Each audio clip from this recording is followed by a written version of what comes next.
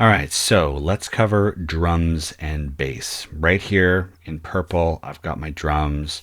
The first thing I want to say about these is that they're fake in that they're not fake like not real, but they're real. They were sampled, but this is very normal for people to use sampled instruments. They sound really good, and frankly, a lot of people that are mixing at a very professional level will take the real drums and swap them out with samples anyway, or they will enhance, with a kind of parallel mix, the kick and snare and toms with some sampled kick, snare, and toms.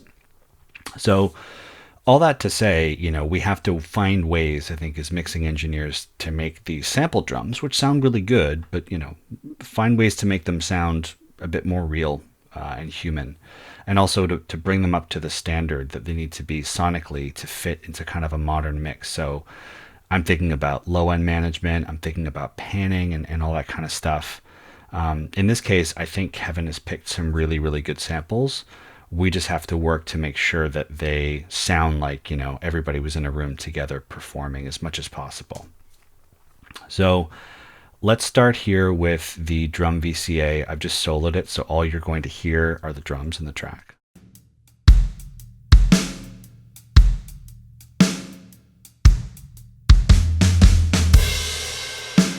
So let's start here with the kick. If I solo this, are we just going to get the kick?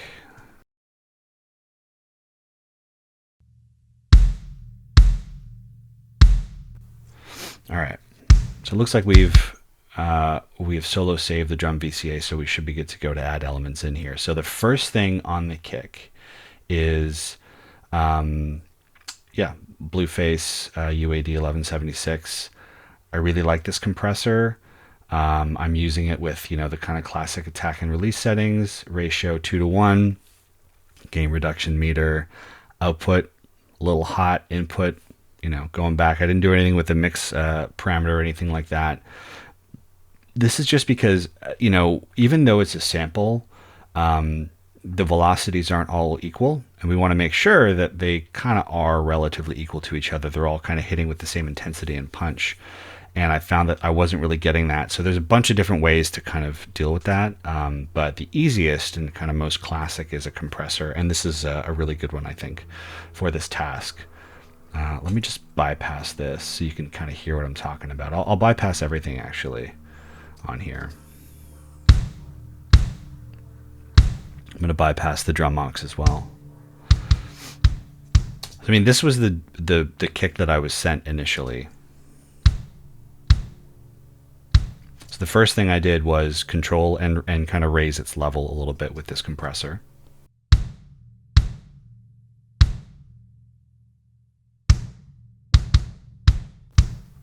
So before.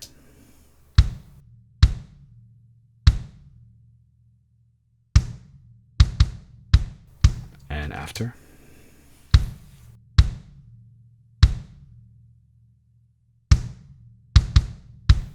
So not a crazy amount of gain reduction, but just enough to kind of make us feel like, cool, we're getting this in the pocket. We're getting it under control. The next plugin I have is Little Labs UAD. This is a sub-harmonic frequency generator, and this is something that I think increasingly people are using because we need to have that low-end emphasis. It's a one knob does the job plugin. There's more than one knob on here, but I absolutely love this thing on individual I love it on kicks. I love it on drums. Some people use it on, or toms, I should say. Some people use it on vocals. I think I probably use it on the vocal, on the drum aux. We'll see if I did. I can't remember. But listen to what this does. It just adds like beef and girth to the kick drum in a really pleasing, easy way. So here's before.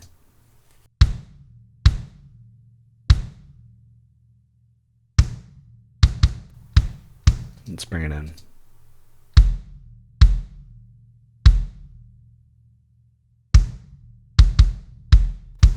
So even though these are sampled drums and you can get some amazing sampled drums out there and kick drums that sound great, like you still have to do some work to bring them up. It's not just like you've got your samples and you put them in and you're good to go. And this plugin is really great for just ensuring that kind of aesthetic consistency, that low end thickness that you would get with a properly recorded, everyone in the room, great engineer, great player, drum setup. So yeah, it sounds awesome. And that's pretty much it. I think the next thing here is just the trim. Yeah, we're going minus 4 decibels. And that's all I thought that it needed. And then we're going out to a follow master panning here, drum aux. And what's on the drum aux? Let me unsolo this.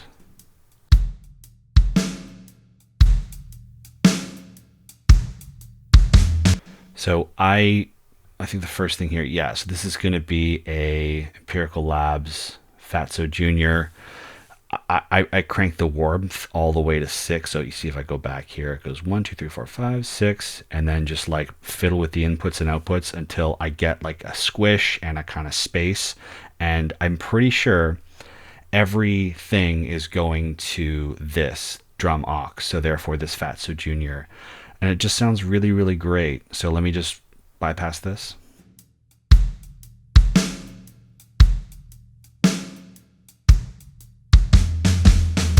And after.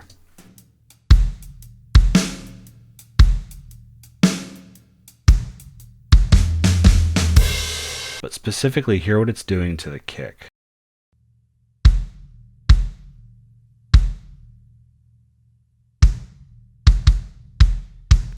After.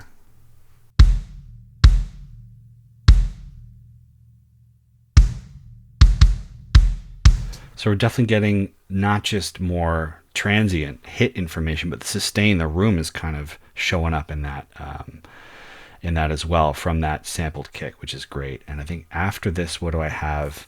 I've got Neutron. I've got the Sculptor, which I love. It's just kind of like a thing to enhance the vibe of all the drums in this case. It's on a drum aux and everything's going to the aux. So let's just have a listen to what this sounds like just on the kick.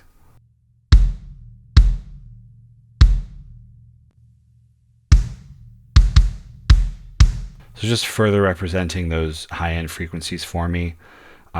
This is another like just put it on, crank it up. Tone can go higher or higher in timbral kind of content or more lower and kind of beefy sounding. It's up to you. I love that thing. So that is all that's going on the kick. There's my, sending over to the drum aux and that's it. So one thing I just want to call out here is that you'll notice what don't I have here? I don't have an EQ. I think people, instinctively go to the EQ and like high pass and notch or whatever. If it sounds really good, it's, you know what I mean? Like you don't need to add all this stuff. Just get the level in check and keep moving. The temptation, I think, in a lot of people is to correct and subtract and everything. And those are good things. But if you know what you're listening for, then you know what sounds good pretty quickly. The added, the verbiage is like, if it sounds good, it is good. But that's usually, you have to know what sounds good before you know what sounds good. And part of developing your ear is listening to a lot and mixing a lot and knowing what to listen for. And then when it sounds good, you're like, I don't have to do anything. I don't have to do anything here. So what's next here? We have a snare, and I'm gonna mute the drum aux again, just so we don't have to hear that. Good sounding snare. So let me just mute those two. So what's the first thing that we have here? Okay. So Neve 1073, and I'm boosting a little bit of the high end, and that's pretty much it. This is another like Daryl Thorpe did it, so I'm doing it too, and it sounds really good. So let's do a before and after on that. So before.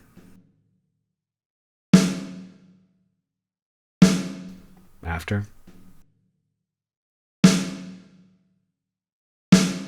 It's subtle, but it's just giving us a little bit more presence.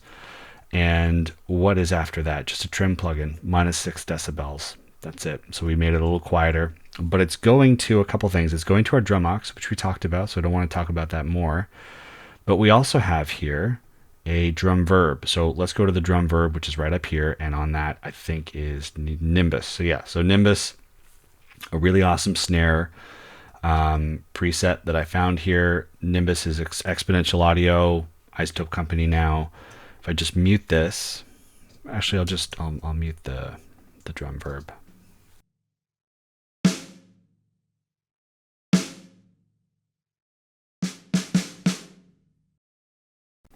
After.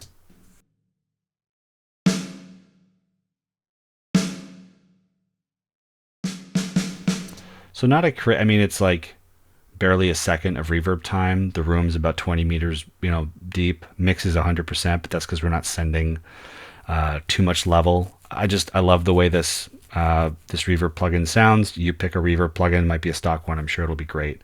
I like this one. And that's it. Again, we're not notching a bunch of stuff and dynamic filters going, but I just listened to it. It's a sample. It sounded pretty good. And that's all I needed to do. Now let's go to some of the other elements here. The low tom. I believe that's my low tom. No. This is my low tom. Sorry for the flyovers in the background, guys.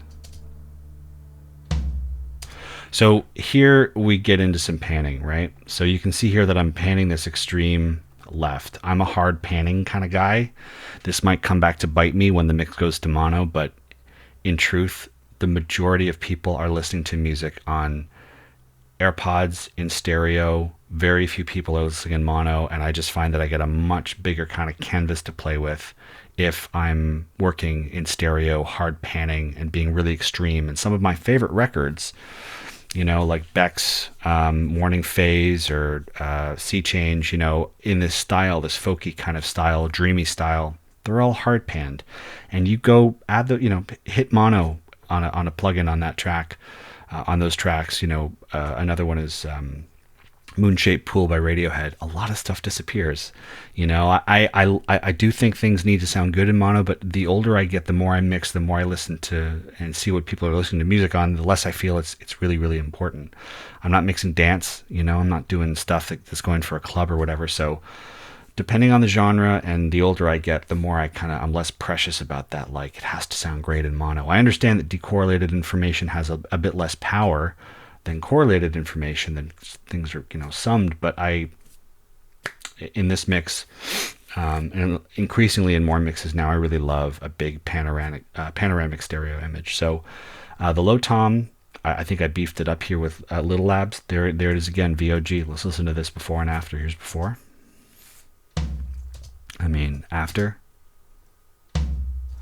Just giving us a bit more body, right? And then we have a trim plugin after that, and this is going to, I'm going to guess, our drum aux. Yeah, so I like to beef these guys up a little bit. It wouldn't surprise me if I did some automation on this. Maybe I didn't. Yeah, I didn't do any automation. It sounded pretty loud, but toms are always too quiet. I don't get it. They're just always too quiet, so I will beef them up. In this case, I probably raise the level a bit with the trim plugin, but adding some weight with the VOG. Let's keep going to the mid toms. So now those are all the way on the right? And those also have VOG. Let's see what that sounds like before and after. Not too much of a difference, but high tom. These happen here. By the way, if you're in Pro Tools and you're on a track, it's just Shift S and you'll solo the track that you're on. See a lot of people going over and hitting this, and I do it sometimes, but just so you know, if you click a track here, Shift S, you're soloing it. I learned that. It saved me all kinds of time. I probably just copied and pasted the VOG, so that's why it's there. Also going to the aux. Rim shot, let's see what's going on here. Awesome. I love that sound, and it's going, you can see here, it's going to the reverb as well. Let's take the reverb off. Opens it up. Love it. It's also going to our drum aux. What do we have here? What's that? Okay, so DBX 160. This is just the make something sound like it's kind of hitting you in the face. And of course, when it's soloed, it is, but in the mix, it's very kind of like just where it needs to be. Let me bypass that. Let me add it in. Sounds great. Trim plugin, I'm guessing afterwards. And any fun panning here? No, that's right in the center, right in the middle. Let's keep going to the hats. In fact, I think I remember not having a lot of hat information on this one. There's 3 different sets of, oh yeah, here it is. So 3 different sets of hats in this mix, which is a first.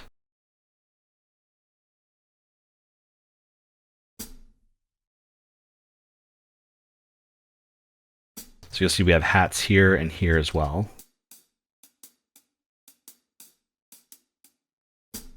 So it's interesting. I pan these all the way left and right out, and then these guys, I pan them left and right out as well, and then the third one left and right out as well. And again, you're not going to see a bunch of EQs and things like that. All I have is trim plugins, bring the level down significantly. With hats, what you need to do, any kind of like hats or percussion shakers, bring them all down, okay? And then bring them up very, very, very slowly until they sit well in the mix. Because I mean, this is the level they came at. Let me just bypass all my trims.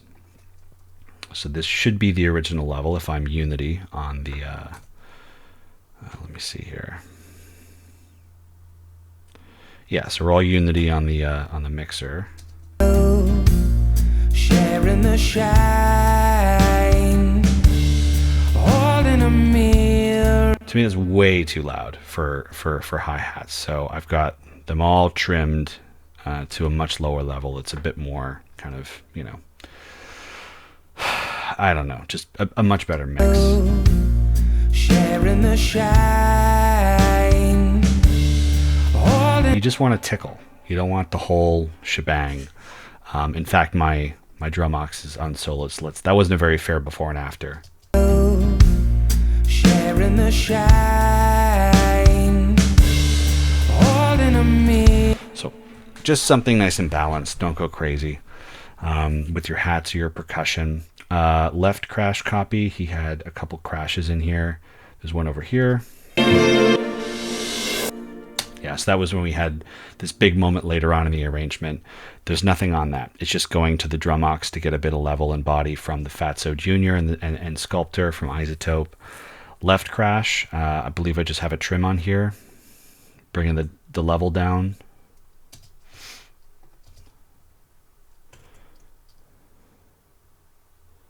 That's it.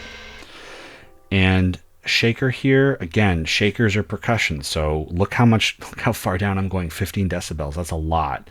I just felt the shakers were a little hot, so those are coming down quite a bit, going to our drum bus as well. Let's see, and then I have, yeah, so there's actually quite a bit of percussion on this track if you listen. And the Shift S, by the way, if you hold a bunch, hit Shift S. It's not doing it, but there we go. So trim plugin on the first shaker, and then we have shaker copies, and another trim plugin there, and the panning for those guys is far left for this one, or far right rather for the middle one. I think this is left. Yep, far left for that one, and then super left for the duplicate as well. And it looks like I have a plugin here. So yeah, so I'm adding a little bit of delay, I think, to soften this up. Let's do before and after. Just solo this.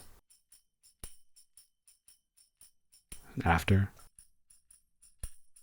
Yeah, so sometimes I'll add a little bit of delay, very small amount, just to soften things up, as opposed to using an EQ or, you know, in addition to level automation. And that's what I did here. So, you know, I wonder if I can just do a quick, like, before any plugins, so you can hear what this sounded like. I'm sure there's a much faster way to do this. So this is what everything sounded like before. Go to like a pretty...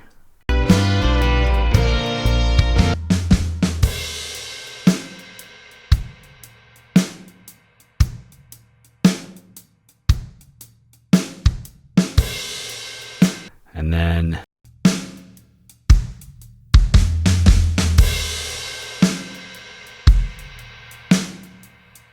then in the mix. Something inside you is breaking That's it. Let's just take another look really quickly at the panning for everything. So low toms going hard left, mid toms hard right, high tom right up the middle, just a creative choice. The hats are super spread out. And then the left crash is actually, I panned it a bit more right. And then the shakers are hard left, hard right, hard left. And I think things sounded like really, really, really good. Let's quickly finish up here with the bass, which is super simple. 2 bass tracks. Thanks very much. Not much to do except for compress them. So let me just solo this. So blue plate, blue face, 1176. I think I just dragged to get the settings down. 4:1. Very classic attack and release settings here. If you know this plugin, let me just solo the verse one before.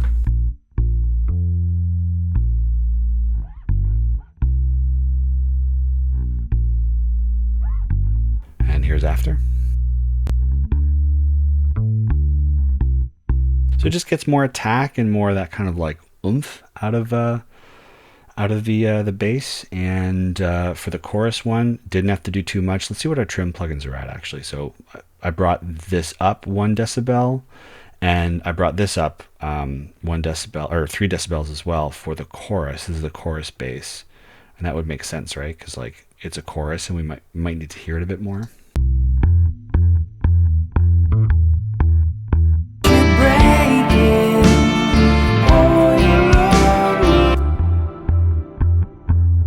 So really simple, you know, not much going on. Again, you're not going to see a ton of EQ and stuff because if you know what you're listening for, and if it, you know, sounds good, it is good, yada, yada, yada.